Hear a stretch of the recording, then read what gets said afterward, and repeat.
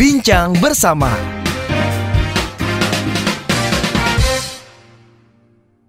Halo, jumpa lagi bersama dengan saya William Darmawan. Kali ini Anda sedang menyaksikan podcast Bincang Bersama. Tamu kita pada kesempatan kali ini sangat istimewa, akan memberikan kita motivasi seputar leadership. Telah hadir di studio pada kesempatan podcast kali ini penulis Leadership 5.0, ada Bapak Iksan Adi Wijaya. Selamat datang Pak Iksan. Makasih. Ya. Selamat siang. Gimana kabarnya? Alhamdulillah baik-baik. Baik, Pak Iksan. Kalau membahas soal kegiatan Pak Iksan saat ini sangat padat gitu ya, termasuk juga menulis buku. Tapi sebelum sampai ke sana Pak Iksan, boleh ceritakan nggak sih latar belakang Pak Iksan dulu, sekolahnya di mana, kemudian juga mungkin ya apa yang bisa dibagikan kepada semua listeners yang menyaksikan podcast kita. Oke. Ya saya backgroundnya lahir di Bandung, tapi cuma numpang lahir, jadi hampir seumur hidup ada di Jakarta. Sekolah saya dari TK sampai SMA ada di Jakarta. Anak Jaksel tepatnya. Anak Jaksel ya. Jaksel. Saya kuliah di Buffalo, New York, negara bagian New York. Saya kuliah di bidang bisnis ya. S1 saya di Human Resource Management. S2 saya di Corporate Finance ya, yaitu. Itu latar belakang kalau pendidikannya ya. Tapi udah lama, nanti kalau disebut tahunnya nanti ketahuan umurnya berapa. Ketahuan angkatannya Pak ya. Katanya ketahuan. Kok bisa kuliah di New York sih Pak? Gimana ceritanya? Penasaran.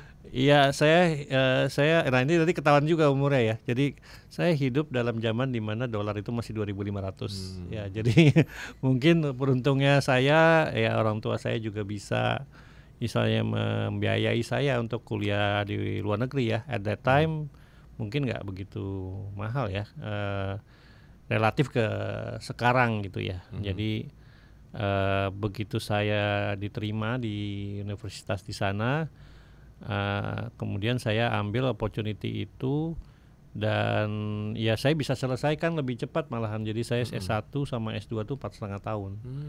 Jadi kalau saya waktu itu stay di Indonesia mungkin saya butuh 7 tahun untuk sampai S2 ya. Dulu ini ketahuan lagi umurnya jadi.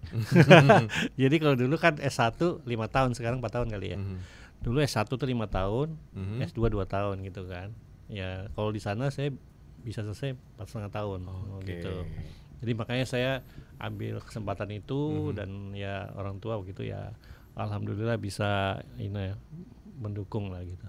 Jurusan apa dulu Pak Iksan? Nah, jurusan saya ngambil bachelor di Human Resource Management, kemudian MBA di Corporate Finance. Wow. Tuntutan atau memang kemauan nih Pak Iksan? Kebingungan. Kenapa bingung? Jangan bingung-bingung Pak, kalau bingung pegangan Pak ya. Ya zaman dulu lah masih selesai SMA gitu kan.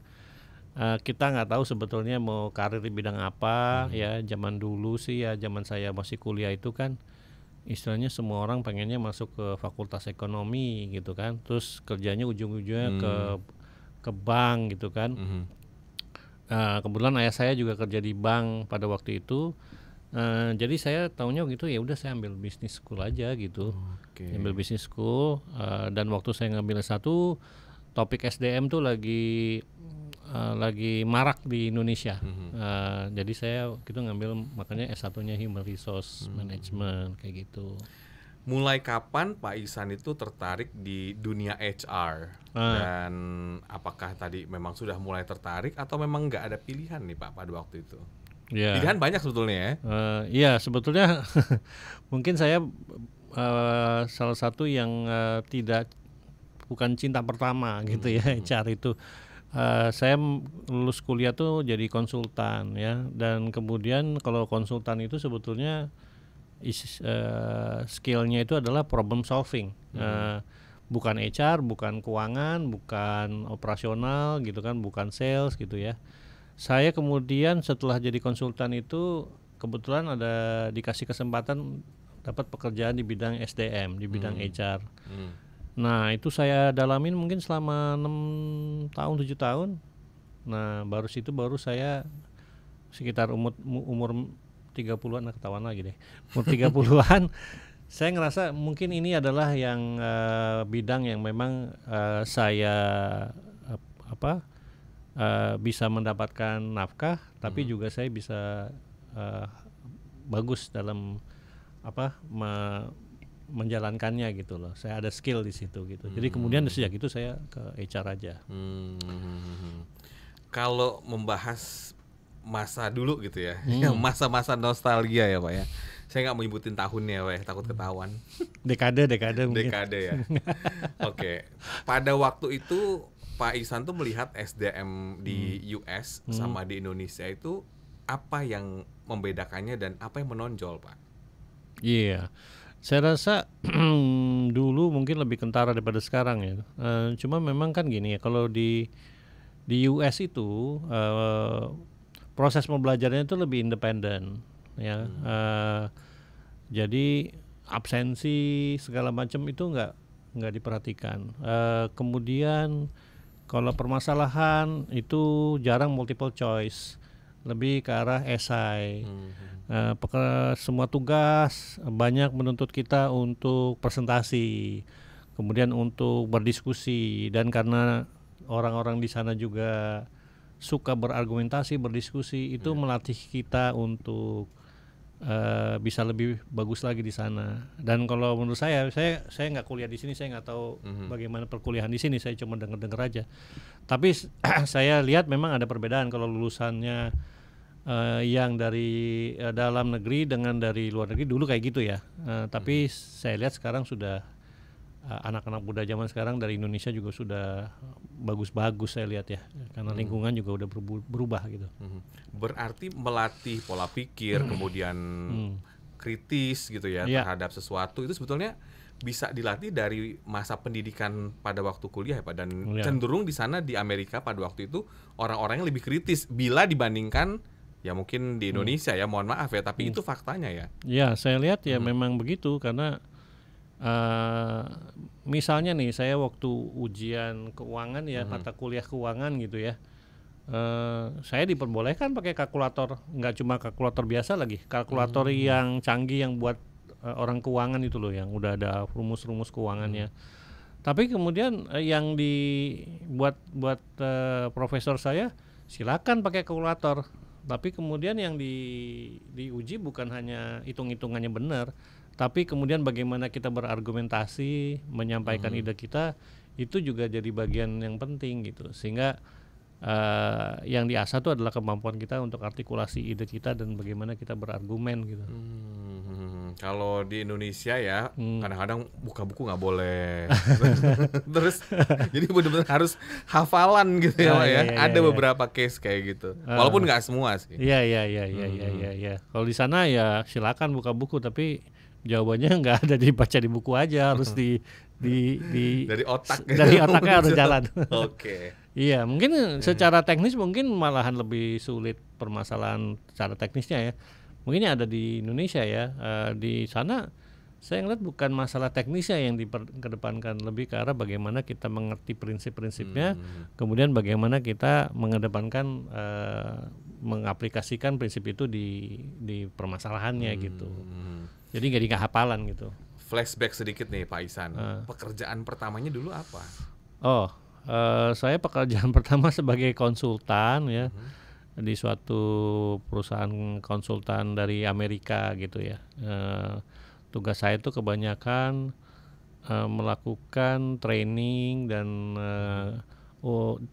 communication untuk proyek-proyek yang sifatnya teknologi gitu. Ya kayak gitu. Itu pekerjaan pertama saya, 6 tahun kayak saya ngerjain itu. 6 tahun pertama. Setelah itu Pak? Setelah itu saya cari kegiatan lain yang buat saya lebih menarik. Saya coba sebentar menjadi seorang pre-sales di perusahaan software, ya salah satu perusahaan software terbesar lah di dunia. Nah itu saya nyoba-nyoba juga. Itu belum mengenal dunia HR ya. Dunia HR mungkin saya baru job keempat, baru saya mengenal dunia HR gitu.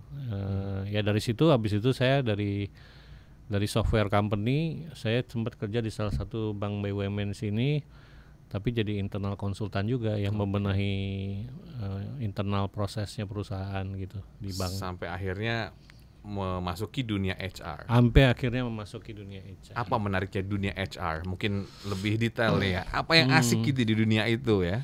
Asiknya, challenge-nya memang lumayan besar ya, karena kalau kita istilahnya nih, kalau kita mau benahin suatu hal, misalnya mesin ya, kita bisa setting itu mesin, settingnya supaya sesuai dengan yang kita mau. Kalau manusia itu mesin yang paling kompleks dunia kan, ciptaan Tuhan yang Maha Esa.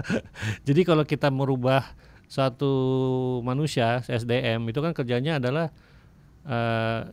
making sure we have the right people in the right position gitu kan. Nah, right people itu kan bisa attitude-nya, bisa skill-nya gitu kan. Nah, itu dua hal yang either kita trainingin, kalau dia udah jago, attitude-nya yang kurang, harusnya attitude-nya yang kita benahin.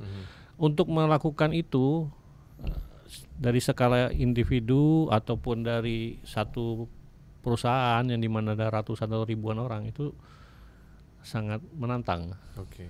Dengan karakternya masing-masing. Iya, dan ya memang butuh people skill yang bagus, dan itu yang menurut saya setelah sekian tahun saya bekerja, oh ternyata saya tuh ada bakat lah di situ gitu. Ya, saya orangnya nggak bisa cuma kerja teknis, saya harus ketemu orang, ngobrol sama orang gitu kan. Buat saya itu sangat lebih inspirasi lah buat saya gitu.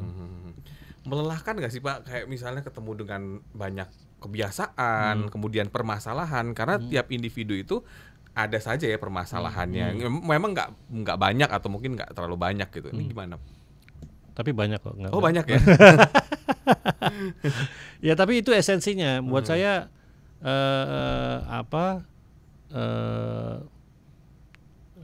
suatu perubahan atau suatu kesuksesan itu tergantung dari orang yang ada di kerja di dalamnya gitu kan. Memang melelahkan, tapi asiknya di situ.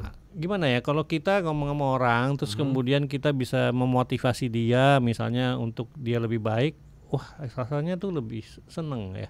Atau kita bisa melatih dia sehingga kemudian karirnya naik, jadi tadinya mungkin manajer kemudian jadi general manager terus jadi direktur, itu menyenangkan sekali ya. Buat saya tuh ngelihat perkembangan seseorang karena kita punya andil di dalam itu sangat rewarding lah gitu. Gimana caranya supaya tidak kelelahan gitu ya, atau mungkin stres yang berlebihan gitu ya menghadapi beragam case-case di perusahaan gitu Pak? Iya, memang itu harus sengaja kita luangkan waktu untuk time off dari urusan kantor. Dan kalau buat saya weekend ya itu weekend saya lebih produktif dibandingin weekday saya. Saya bercandanya gitu. Karena saya weekend tuh saya mau nonton film kek, mau jalan sama anak-anak kek, atau mau sepedahan sama temen atau jalan kaki. Saya rencanakan dan saya pastikan saya lakukan sesuatu yang membuat saya urusan kantor hilang dulu gitu. Hari Seninnya tuh saya biasanya lebih rileks. Kalau saya kerja Sabtu Minggu misalnya gitu, pasti Seninnya saya akan udah capeknya udah numpuk dari minggu sebelumnya. Jadi saya weekend tuh saya gunakan semaksimal mungkin. Nah berarti kan Bapak ini juga termasuk yang mendengarkan beragam masalah orang lain gitu ya. Apakah masalah pribadi dikesampingkan dulu gitu Pak? Ya itu salah satu mungkin uniknya ya dari bidang SDM ini. Kita banyak ngurusin orang lain, tapi kita sendiri istilahnya harus menahan diri juga gitu ya, untuk lebih berempati pada orang yang kita kelola gitu. Ya tapi ya biasanya ya kita kalau berkarya ya harus punya teman aja di kantor. Kalau punya teman di kantor mungkin ada 1-2 orang yang kita dekat gitu kan ya, istilahnya ngobrolnya sama mereka aja gitu ya. Jangan datang ke kantor, pulang kantor cuma masalah doang gitu kan, harus ada seneng-senengnya juga. Salah satu triknya ya, memiliki teman dekat di kantor 1 atau 2 supaya bisa sharing ya. Iya. Sehingga beban itu nggak ditanggung sendiri, setuju nggak sih Pak? Setuju. Ya kita tetap menjaga profesionalitas. Kalau di SDM kadang-kadang ada pembicaraan yang konfidensial gitu kan. Tapi kalau temen ya untuk curhat-curhatan gitu kan, ya orang SDM juga manusia gitu kan, jadi butuh tempat curcol juga, walaupun jadi tempat curcol orang lain gitu. Nah, katanya nih Pak Ihsan, dunia SDM ini termasuk yang challenging gitu ya, menantang secara positif ya tentunya. Karena kita berhadapan dengan kebiasaan orang, kemudian karakter, attitude. Nah, menurut Pak Ihsan apa sih yang membuat seseorang itu karirnya di perusahaan itu tidak cepat naik gitu, atau tidak naik lah katakanlah seperti itu? Iya, itu sebetulnya apa ya, paling sering saya lihat itu kan sebetulnya attitude ya, atau kita bilang emotional intelligence ya. Apa saya udah lama sekali di bidang SDM ya. Saya rasa paling sering tuh terjadi kalau di lingkungan perusahaan kita lagi let's say ngomongin apakah ada seseorang yang patut dipromosi atau diberikan kesempatan untuk mengerjakan sesuatu yang exciting gitu, itu pasti orangnya yang dibahas adalah orangnya yang pasti yang oh dia bisa loh kerja sama orang lain satu, oh dia mau loh diberikan tugas yang lebih dari yang dia kerjakan sekarang, oh dia gak gampang putus asa loh gitu, oh dia macam-macam. Jadi sebetulnya non teknis semua yang dibahas gitu. Jadi kesuksesan seseorang saya lihat dari emotional intelligence, kemudian attitude gitu ya. Bagaimana dia menyikapi tantangan, menyikapi pekerjaan gitu kan. Apakah dia mau belajar gitu-gitu. Itu yang X factor-nya kalau saya lihat. Oke, attitude ya. Wah, ini amazing banget ya apa yang disampaikan ya. Ternyata attitude masuk dulu nomor 1 ya, Pak? Nomor 1, udah pasti. Saya tuh kayaknya hampir saya nggak pernah survei, tapi hampir kayaknya setiap kali saya bicara mengenai kita bicara ya, bukan saya tapi kita bicara di forum misalnya pemimpin gitu ya, mengenai karyawan-karyawan yang berpotensi, jarang itu karena oh dia jago ngitung atau jago bikin jurnal akuntansi, nggak pernah begitu. Biasanya ya karena dia berani untuk mengambil keputusan, dia orangnya gampang berkolaborasi gitu kan, macam-macam lah, resilient ya, mau coba dan jatuh dan bangun lagi gitu, kayak gitu biasanya. Tidak egois, tidak menang sendiri. Iya, macam-macam. Kadang-kadang kan ada karakter-karakter ya yang ingin menonjol gitu, sehingga dia mungkin sikut kanan, sikut kiri supaya bisa naik gitu posisinya. Dan ini kan banyak terjadi di perusahaan ya, Pak. Iya, ya memang kalau itu tergantung budaya yang dari atas ya. Kalau buat saya kalau budaya dari pemimpinnya tidak kasih angin lah terhadap orang yang sikut kanan sikut kiri, saya rasa dengan sendirinya budaya yang ditonjolkan adalah yang bagaimana berkolaborasi gitu kan. Tapi ya sebaliknya, kalau memang orang yang sikut kanan sikut kiri itu dapat nilai bagus, kemudian dia yang dipromosi, dia yang dikasih kesempatan jabatan yang tinggi, ya itu dengan sendirinya budayanya akan terbentuk seperti itu. Orang-orang yang bagus banyak yang keluar kalau gitu. Orang-orang yang bagus justru bakal banyak keluar karena nggak tahan ya, Pak. Iya, betul. Oke, menurut Pak Ihsan, karakter apa yang paling red flag yang justru perlu diantisipasi oleh perusahaan gitu? Mungkin memberikan kesempatan tidak ada salahnya ya, Pak. Kadang-kadang kan mungkin pendidikannya memang sudah sesuai, kemampuannya juga sesuai gitu, keterampilannya juga sesuai. Tapi kan sifat red flag ini, karakter red flag ini kan sudah bawaan. Apa Pak contohnya? Susah kalau dibilang satu ya, tapi buat saya tuh yang paling sulit untuk dikelola itu kalau misalnya tidak bisa kerjasama. Tidak bisa kerjasama tuh kan mungkin karakternya kelihatan dia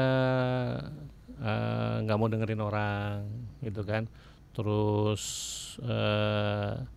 dia kalau ada istilahnya perbedaan pendapat, either dia nggak bisa terima atau dia menjauh dari permasalahan ini, nggak mendiskusikan. Itu buat saya yang paling berat ya. Karena kalau kerja di perusahaan nggak mungkin dia kerja sendiri, pasti dia akan kerja sama orang lain. Dan kalau si atasannya yang kemudian harus bantu untuk supaya dia bisa kerja dengan orang lain, ya habis waktu atasannya gitu. Jadi itu yang buat saya paling negatif ya kalau red flag-nya gitu. Oke. Nah, sebelum kita mau tanya juga soal value hidup yang Pak Ihsan pegang gitu ya. Ini ada satu pertanyaan juga yang mungkin mengganjel gitu ya. Nah, Pak, dalam sebuah perusahaan kita kan juga ingin ya, misalnya sebagai leader atau pemimpin itu ingin mungkin staffnya, anak buahnya gitu atau mitra kerjanya itu terus berkembang positif. Tapi kan merubah kebiasaan orang itu kan nggak gampang, atau mungkin karakter seseorang atau ya tadi ya mungkin sifat gitu ya. Itu apa tipsnya, Pak? Tips bagi si pemimpinnya. Betul. Ya. Ya, jadi dia harus punya seorang pemimpin tuh harus bisa membaca timnya, masing-masing orang, kemudian mengerti dia punya strength and weakness lah, kasarnya gitu ya, dan bagaimana membina hubungan di mana kita bisa dekat secara profesional, tapi dia juga terbuka untuk pengembangan dirinya gitu.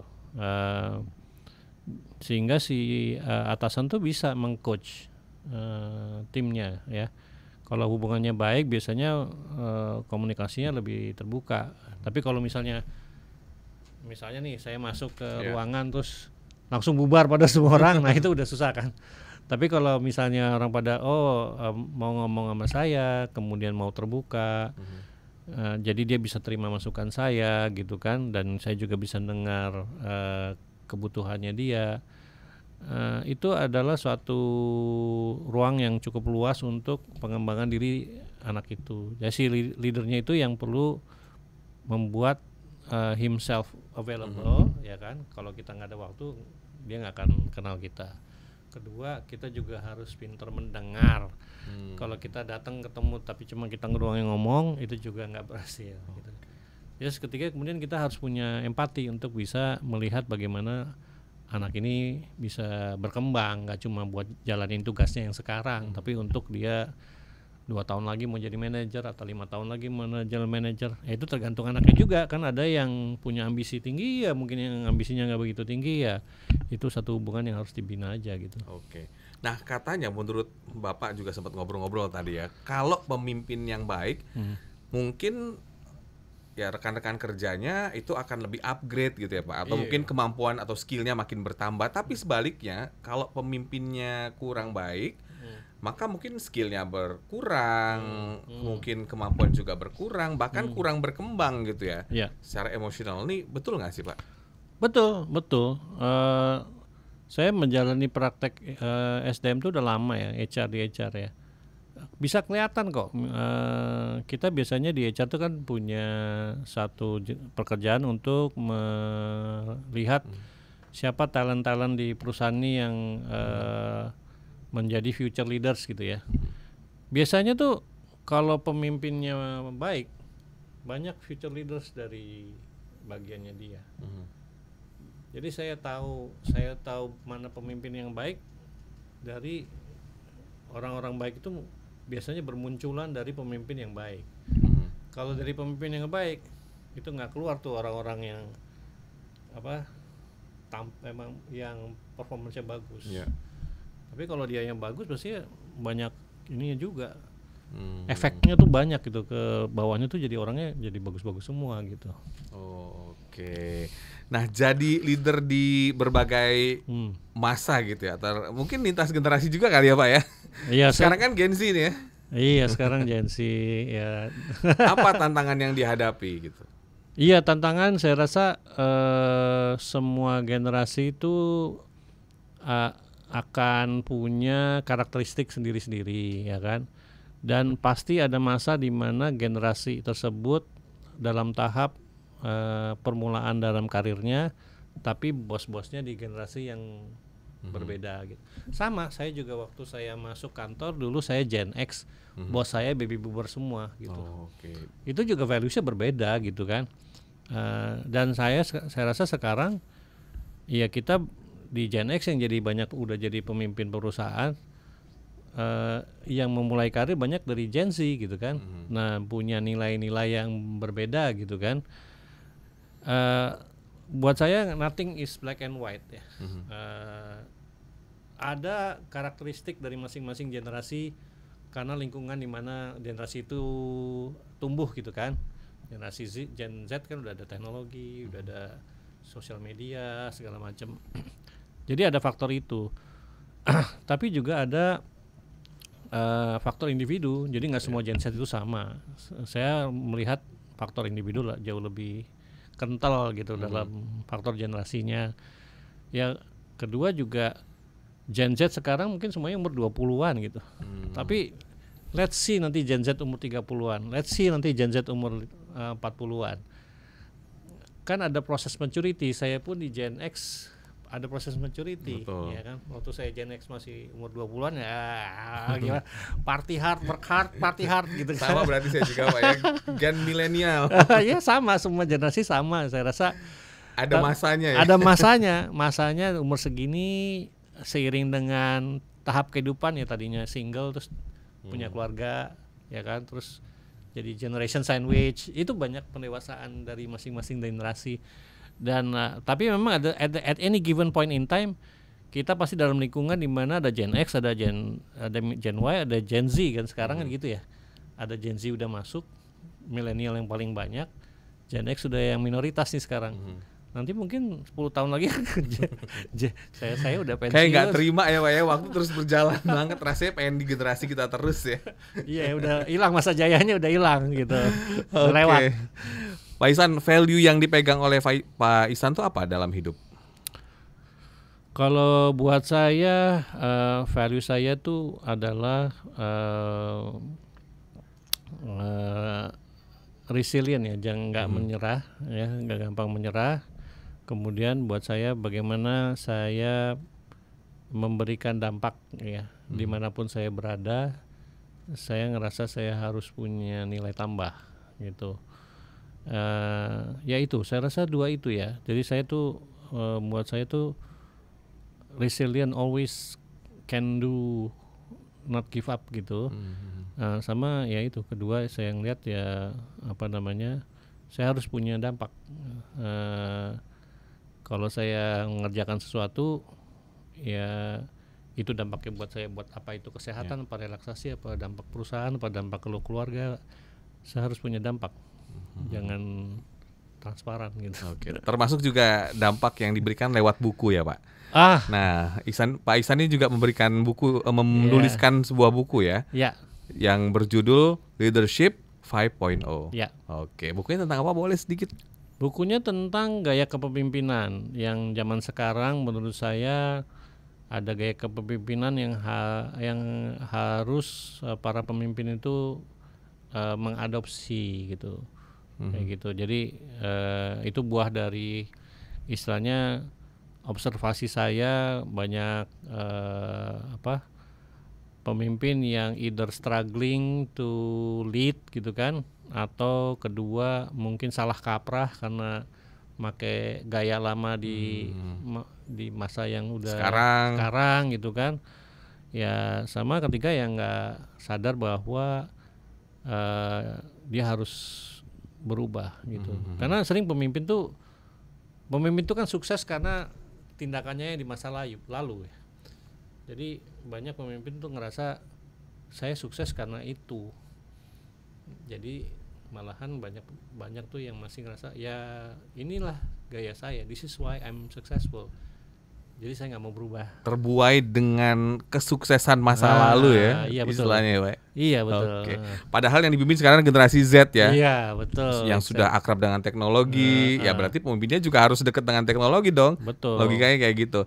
Nanti saya baca bukunya Pak, Leadership 5.0, dan semua listener semua juga sudah bisa mendapatkan buku tersebut di toko buku terdekat ya. Oke, betul. Penasaran dengan apa yang disampaikan oleh Pak Ihsan? Anda bisa baca bukunya. Pak Ihsan, satu lagi, mungkin apa harapannya ke depan atau goals ke depan apa nih Pak Ihsan? Goal saya nih, goal saya tuh orangnya nggak suka mikir panjang-panjang ya sebetulnya. Pokoknya buat saya harus sehat ya, karena kalau sehat kayaknya, kalau nggak sehat nggak bisa ngapain gitu ya. Ya kedua, saya tetap mau berkarya ya, walaupun mungkin profesi bisa berganti-ganti, tapi saya pengen tetap relevan gitu kan, apapun bidangnya. Ini sebenarnya nulis itu kan cuma salah satu istilahnya kegiatan yang baru saya mulai setahun terakhir gitu kan. Ya ketiga ya saya pengen berdampak gitu ya, berdampak pada sesuatu yang saya lakukan itu gitu. Apa bentuknya saya biasanya masih fleksibel lah gitu ya. Di mana kesempatan itu mengalir, di mana saya bisa memberikan nilai tambah, saya akan consider ya. Kalau dilihat orang yang lihat profil saya di LinkedIn mungkin juga bisa ngelihat kayaknya saya banyak maunya gitu, karena saya kemana-mana rubah-rubah. Jadi itu karena karakter saya lah seperti itu. Baik, terima kasih banyak sharingnya Pak Ihsan. Dan terima kasih juga telah memberikan dampak ya yang positif kepada smart listener semua yang menyaksikan podcast pada kesempatan kali ini. Anda yang juga menyaksikan, jangan lupa untuk subscribe channel YouTube Smart FM, karena kita juga tentunya akan terus menayangkan video-video yang menginspirasi. Terima kasih banyak sekali lagi Pak Ihsan, sukses selalu. Dan Smart Listeners, demikian bincang bersama. Akhirnya saya William Darmawan mengucapkan terima kasih. Sampai jumpa. Bincang bersama.